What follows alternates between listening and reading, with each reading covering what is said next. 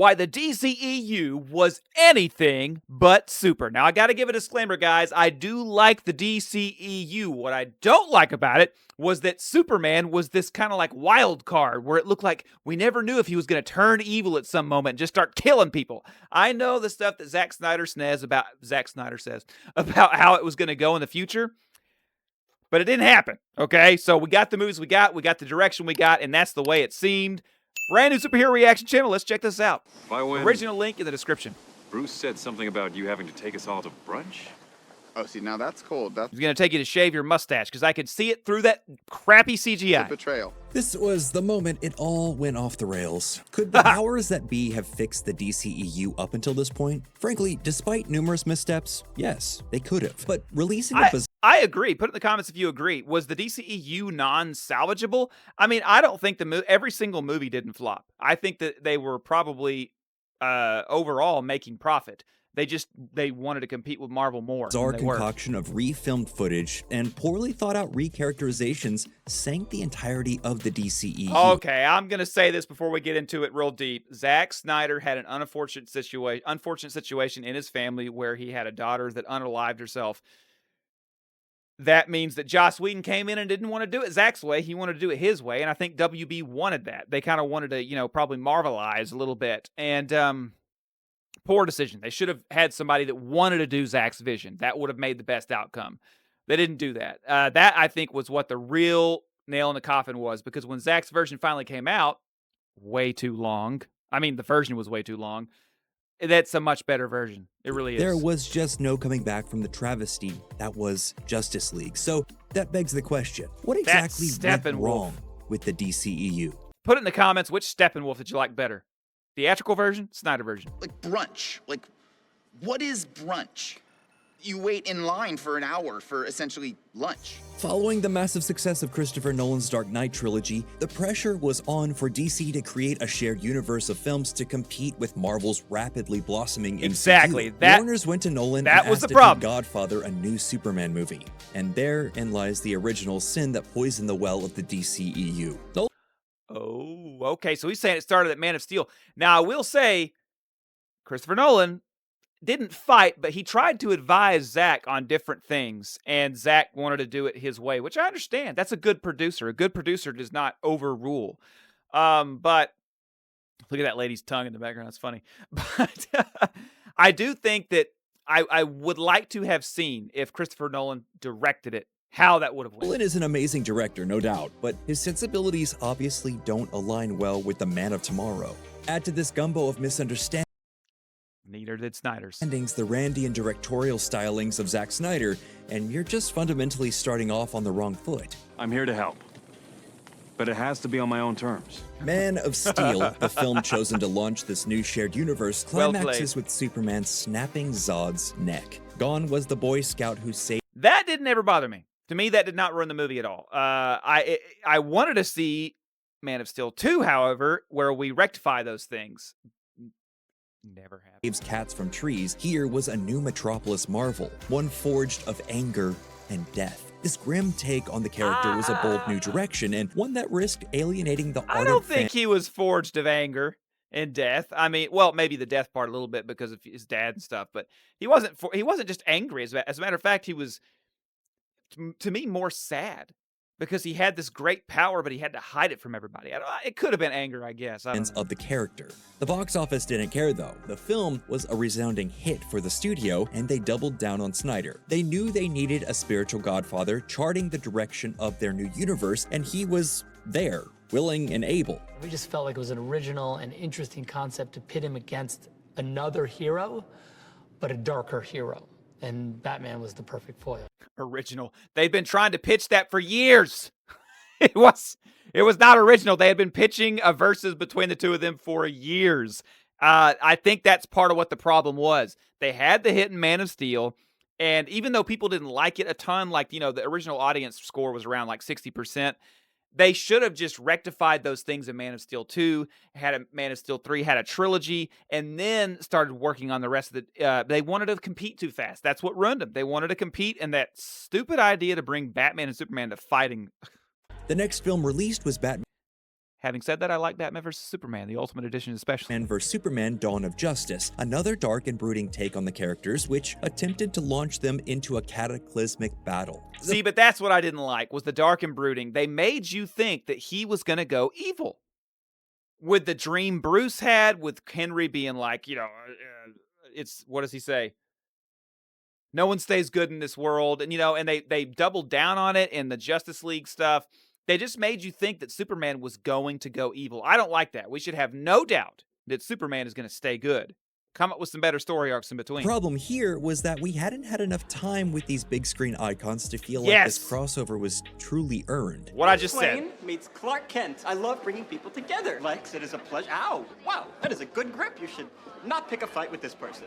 To compare it to Marvel for a second, it's like releasing Iron Man and then releasing Avengers Age of Ultron next. Add to this poorly thought out mix the introduction of Lex Luthor, Wonder Woman, and a very strange digital dossier that featured a bunch of logos and security camera footage of the Justice League members. The film leaves you with the ultimately unsatisfying feeling of, well, at least they're trying to catch up with Marvel.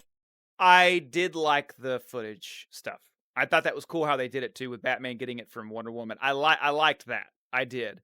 But again, the whole premise was to catch up with Marvel. You should not write these movies with the idea, well, we got to catch up. Just do something good. The catch up will happen. Catch up. Yes. This thing is from another world. My world. I've killed things from other worlds before. She with you? I love that moment. At this point, the digital room temperature was beginning to heat up on Snyder. There seemed to be a distinct push and pull between what the fans were vocal about and what DC and Warner's were willing to allow Snyder to get away with. Did the Batman footage in Batman vs. Superman rule? Absolutely. Was it also really dumb that Batman indiscriminately used guns and murdered people?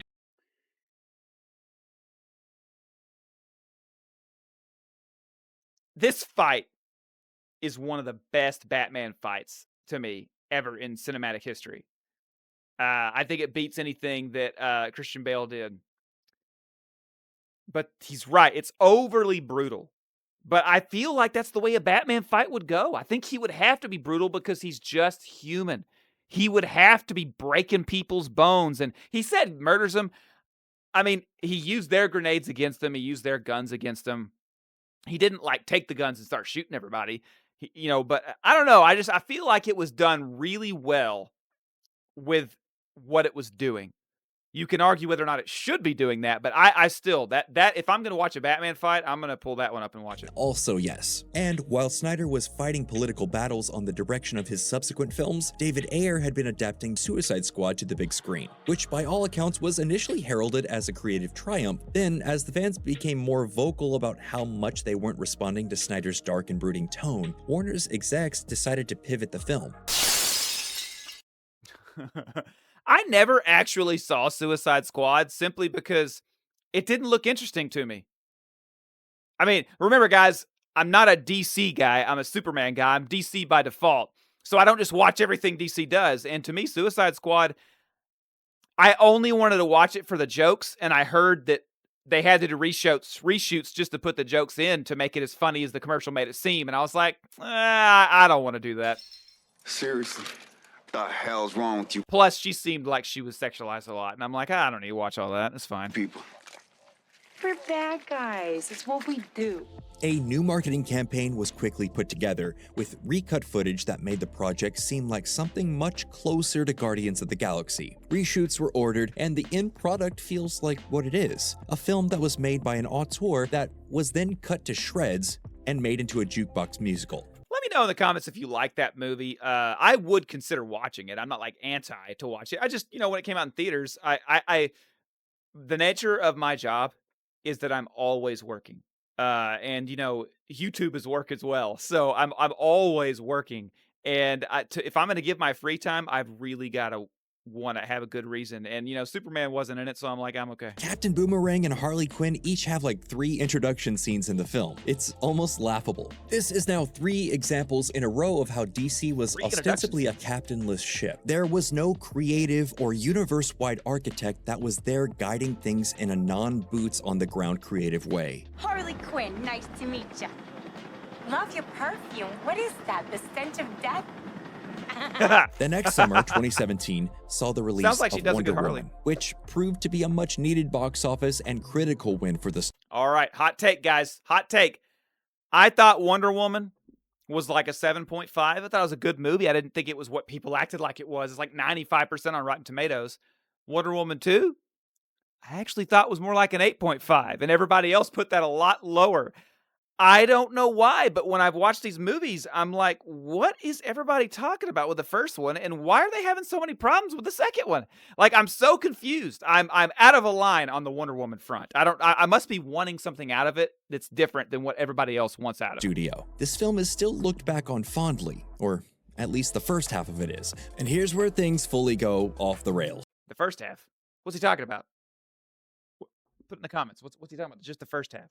At this time, while Suicide Squad and Wonder Woman are in production, Snyder has been working away creating his version of the Justice League. Should DC probably have waited to have their team-up movie? You know, give the world more narrative runway? In hindsight, yes, absolutely. They didn't want to put the leg We should be getting the third Justice League like right now after having had more individual movie successes. They had some like Aquaman.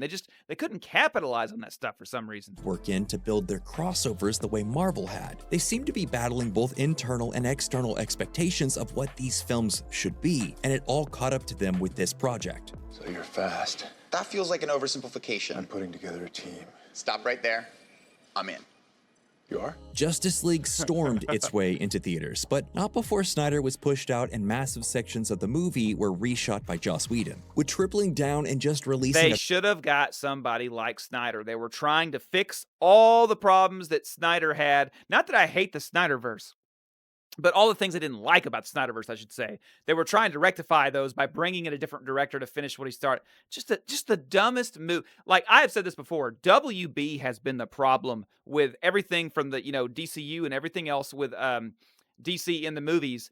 WB's the problem. They got eyeballs. I mean, they got money signs in their dollar signs in their eyes instead of love for these characters. That's the biggest problem. darker Justice League have worked? Who knows? Putting out this abomination, where 40% of Henry Cavill's scenes were reshot with a CGI demustaching filter on, that's obviously not what anyone wanted. Well, I knew you didn't bring me back because you like. They should have used the Snapchat demustaching filter. It would have worked better than what they did. I don't.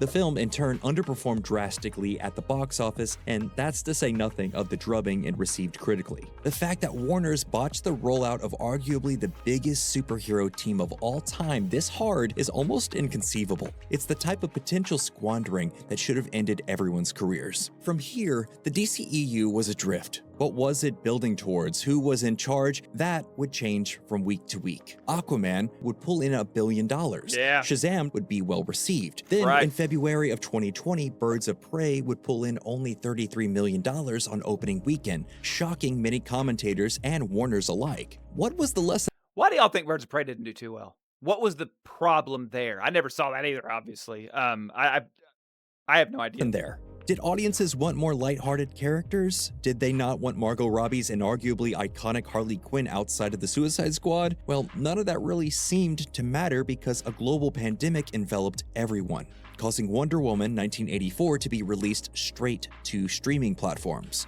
That, in my opinion, was the biggest problem with the movie. People, I feel like in the theaters, they pay attention differently. They don't have their phone out, it's illegal, and all that stuff. And I don't know, I feel like it would have gotten different reception if it came out in the theaters. I really do. And no data suggested that was going to change. Matter of fact, Tom Cruise said he'd never work with Paramount again, I believe, if they were going to release Top Gun 2 Maverick during COVID on streaming. He was like, no. And it's a good thing he didn't, because he had a deal where he got a cut of the ticket sales, or whatever you want to call it. And it made a ton. I should have folded then. But all the people that bought in, that believed in me. I wanted to do right. And for a moment, it seemed that the DCEU was in stasis. They didn't have a Kevin Feige or a George Lucas masterminding the entirety of the universe. Right. In an effort to convince people to sign up for HBO Max, they decided to give Snyder $70 million to produce the ultimate director's cut, known in fan circles as the Snyder Cut. which is loads better, guys. If you like the theatrical cut of Justice League better than the Snyder Cut, put it in the comments. I want to hear from you, and I want to hear why. I'm not going to bash you. Other people will, but I'm not going to bash you. This is far better. I hate long movies. This is really long, but it's very good. Extended sequences, seemingly hours I just wish Superman wasn't going to turn evil. of slow-mo, and newly added cameos all created a product that's objectively better than the Frankenstein's monster that is the theatrical cut of Justice League. Exactly but what isn't it is. anything even Frankenstein remotely monster. resembling a classic superhero film. The film has No. its defenders, no doubt, but we can all agree it's a bit self-indulgent, right? That all being said, the Steppenwolf design is so much better. Did it work to get a surge in subscribers That Steppenwolf is dumb in the Joss Whedon version. to the fledgling streaming service? Oh, absolutely. But what it also did was stoke the ire and discontent of the most hardcore of Snyder supporters, which frankly is understandable. Warner says, we're not going in this direction anymore, and then puts out an objectively better product, which is met with a near standing ovation, and then they still don't follow up on that. What a perfect way to piss off your most ardent supporters. That is the reason the divide is there. He just laid it out. Comment if you agree. They set this up like the Snyderverse is going to continue. It was good. It was well received. And then they said, that's all you're getting. That's all she wrote. You know what I mean? It was like another $ situation. Like, how can we get the best out of this as possible? We didn't get as much money out of that as we wanted to. How can we get more? It's terrible, guys. WB is really the problem when it comes to this stuff. I hope whoever buys them knows what they're doing and does not look at it the same way. $. Side note, if you're curious to see what Snyder's original plans for Justice League 2 and 3 would have been, please check out our video on I've heard little bits. I don't think I would like it. I really don't. Some of the stuff I'm just like, the topic, linked in the description below. Big round table. 6 chairs. Right there. But room for more. So now the DCEU is room for fully more. directionless. There's no de facto leader. The waters were muddied. Where do you go from here? The answer Warner's decided was, let's not worry about universe building, let's just try and make some successful movies. From here, we got James Gunn's The Suicide Squad, an overtly fun and poppy rendition of the characters from the previous film. It's better than Okay. most of the late-stage DCEU movies, but still never quite reaches the heights you can feel it striving that is a cool star. for. No one likes to show off. Unless what they're showing off is dope as fuck. Then you have Black Adam, which is a train wreck of blandness masquerading as something more I liked Black Adam. I'd say 7.2, something like that. You know, don't hold me to that. I may say higher or lower one other day, but yeah, I didn't think it was that bad. I thought it was very symbolic of like Illuminati stuff, though. Do y'all remember in the movie, guys? They're literally doing that during the movie. Like, that's kind of crazy. It was weird, and he kept saying the hierarchy of DC is going to change. You know, I was like, what's going on here?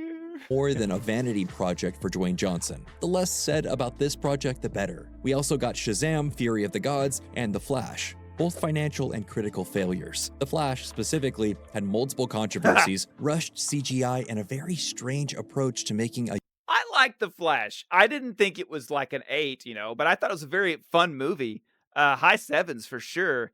And, you know, the reason I liked it, I think, is because I don't care that Ezra Miller is bad. I can watch Smallville and like, you know, Chloe Sullivan, even though Allison Mack was a horrible person. I'm able to separate that stuff and give credit where credit is due. Someone's a good actor and they do something fun. I liked his character in that movie. I like the Back to the Future references. They were really good. I'm not a big, like, you know, like with video games, I'm not a big graphics gamer. I'm okay if the graphics aren't up to date. It's cool with me. I'm fine. And it was kind of that way with this movie. The graphics were low. It didn't bother me. They all were apparently rushed. They had way too much going. And so I'm able to set all those things aside and just look at it for what it is. It was pretty enjoyable. It really was. It really gets intense, you know, and I liked it. I did. I don't think it's the greatest thing ever, but I think the hate on it might have been hate because it was this weird area where Zach was out and Gunn was in, you know what I'm saying? And it was like, I feel like that's part of where the hate came from, maybe.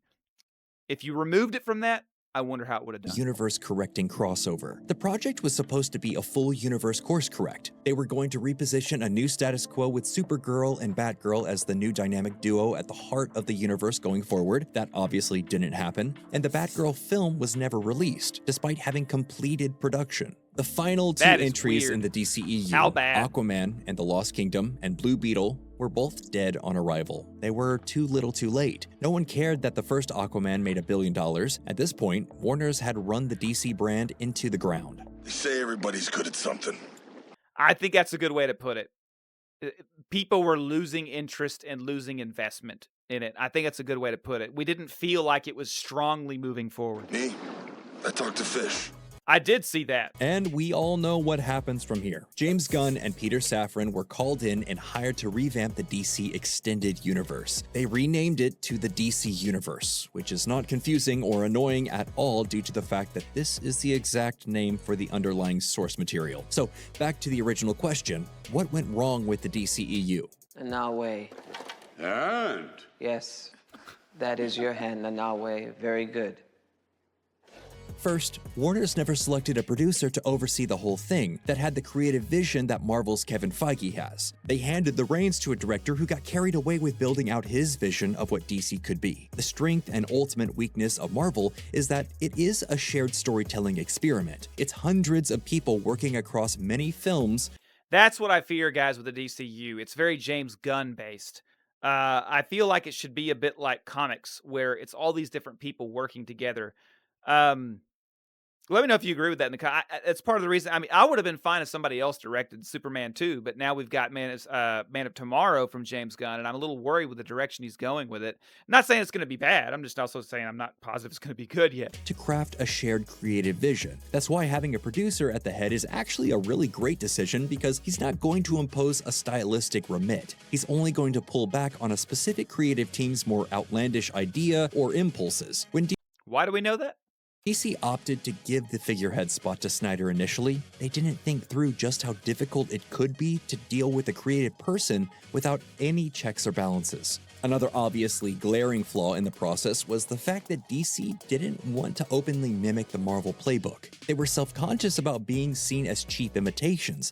Well, I mean, why would you want to just openly mimic it? You know, I don't think that I would do that either. I would just look at the characters. How can we develop a great story? Go to the comics, figure out when DC outsold Marvel and why. You know, like just it's not that crazy to think that they could have not worried about Marvel and then done it in a way that, you know, of course I did just say look at the comics, see where you beat them, but you get what I'm saying. Like they didn't have to do it that way. However, the structure that Marvel pioneered is objectively the best way to attempt to accomplish a shared universe. Start out with solo movies, usually origins, then evolve into a crossover movie, and then build up to a climactic conclusion involving a big bad like Thanos in Endgame. Rushing to a Justice League team-up before properly laying the groundwork bit them in the ass in more ways than anyone could have anticipated. This is crazy. It did. Oh, what, now it's crazy?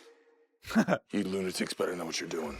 And then on top of all these myriad poor choices, the choice to try and reboot the universe with The Flash and then instantly abandon it, as well as never actually picking a creative figurehead to shepherd things forward could— If The Flash had done differently, I wonder if they would have, if it had fared better. I wonder if they would have changed how they kind of just forgot about it. Just never be overcome. Up until Gunn and Safran, DC literally never had a figurehead that wasn't involved in the actual production of the films. This brings us to the obvious question at hand. Are Warner's repeating the same mistakes they made with Snyder by installing Gunn as the head of the studio and its chief creative force? Only time will tell. So far, it seems to be working out for them. But what happens when Gunn directs something that doesn't land, or isn't critically acclaimed? Who's going to say no to him?